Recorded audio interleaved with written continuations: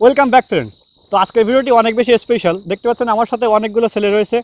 তো আমরা আসলে এখানে খেলা করতে এসেছিলাম, ভিডিও শ্যুট করতে। তো ভাবলাম যে একটা ভিডিও করি যে গ্রুপ ফটোগ্রাফি কীভাবে করতে হয়, কারণ আমরা সকলেই জানি যে পোর্ট্রেট ফটোগ্রাফি মানে সিঙ্গেল ফটোগ্রাফি আর গ্রুপ ফটোগ্রাফির জন্য ডিএসএলআর ক্যামেরাতে কিন্তু দুই ধরনের সেটিং করার প্রয়োজন পড়ে। আমরা সাধারণত পোর্ট্রেট ফটোগ্রাফিতে যে ধরনের ক্যামেরা সেটিং করি সেই একই সেটিং দিয়ে কিন্তু গ্রুপ ফটোগ্রাফি করতে পারবো না, তাতে ভালো রেজাল্ট পাওয়া সম্ভব না। সো আজকে এই ভিডিওতে আমরা দেখবো যে কীভাবে ডিএসএলআর ক্যামেরা সেটিং করলে গ্রুপ ফটোগ্রাফিতে বেস্ট রেজাল্ট পাওয়া যায়। বুঝতে পারছেন ভিডিওটা অনেক বেশি গুরুত্বপূর্ণ হবে। আর এদের জন্য কিন্তু আজকে ভিডিওটা অবশ্যই একটা লাইক দিবেন, আর যারা নতুন আমাদের চ্যানেলে অবশ্যই সাবস্ক্রাইব করে আমাদের সাথে থাকবেন। চলেন মূল ভিডিওটি শুরু করা যাক। ওকে, তো গ্রুপ ফটোগ্রাফির ছবি তোলার জন্য আমরা এখান থেকে যে কোনো একটা মুড ব্যবহার করতে পারি। যেমন এখানে রয়েছে অটো মুড, তারপরে এখানে টিভি মুড মানে shutter priority mode, AV mode, aperture value, এরপরে রয়েছে এম মুড। তো আমি আপনাদেরকে রেকমেন্ড করব, যদি আপনাদের পক্ষে সম্ভব হয় তাহলে এম মুডে অর্থাৎ ম্যানুয়াল মুডে ছবিটা ক্লিক করার চেষ্টা করবেন, এতে করে ভালো রেজাল্ট পাওয়ার সম্ভাবনা থাকবে। তো আমি ক্যামেরাটা এম মুডে নিয়ে এসে অন করে দিলাম।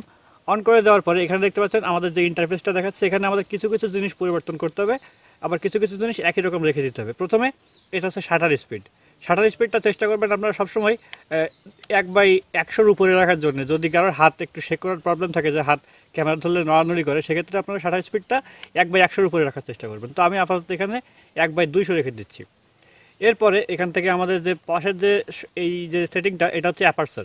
এই অ্যাপারচার সংখ্যাটা খুবই গুরুত্বপূর্ণ একটা ভূমিকা পালন করে আপনার গ্রুপ ফটোগ্রাফির ক্ষেত্রে, কারণ অ্যাপারচার সংখ্যা যত আপনি কমাবেন তত আপনাদের ব্যাকগ্রাউন্ড ব্লারটা বেশি হবে।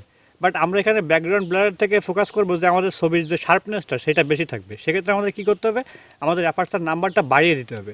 চেষ্টা করবেন গ্রুপ ফটোগ্রাফি করার ক্ষেত্রে অ্যাপারচার সংখ্যাটা 8-এর উপরে রাখার জন্যে। আবার যদি মনে করেন যে না আমাদের ফ্যামিলি মেম্বার একটু কম আছে, সেক্ষেত্রে আপনারা একটু কমিয়ে রাখতে পারেন। তবে আমি আপনাদেরকে রেকমেন্ড করবো 5-এর নিচে যাবেন না, চেষ্টা করবেন অ্যাপারচার নাম্বারটা 5-এর উপরে যতদূর সম্ভব বাড়ানো যায়। সেটা আপনাদের ডিপেন্ড করবে লাইট সিচুয়েশনের উপরে। তো আমি আপাতত অ্যাপারচার নাম্বারটা 8-এ রেখে দিচ্ছি। দেওয়ার পরে এখানে রয়েছে আইএসও।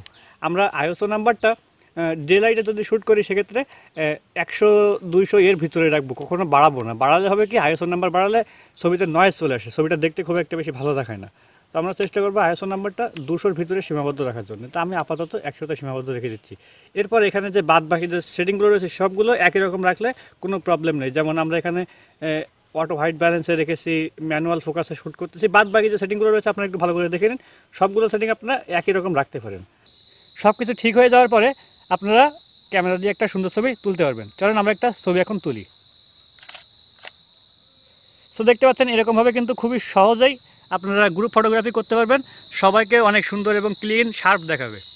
সো ভিডিওটা যদি ভালো লেগে থাকে অবশ্যই একটা লাইক দিবেন এবং কমেন্ট করে জানাবেন। নতুন ভিডিও দেখার জন্য আমাদের চ্যানেলটিকে সাবস্ক্রাইব করে আমাদের পাশেই থাকবেন। ধন্যবাদ সবাইকে।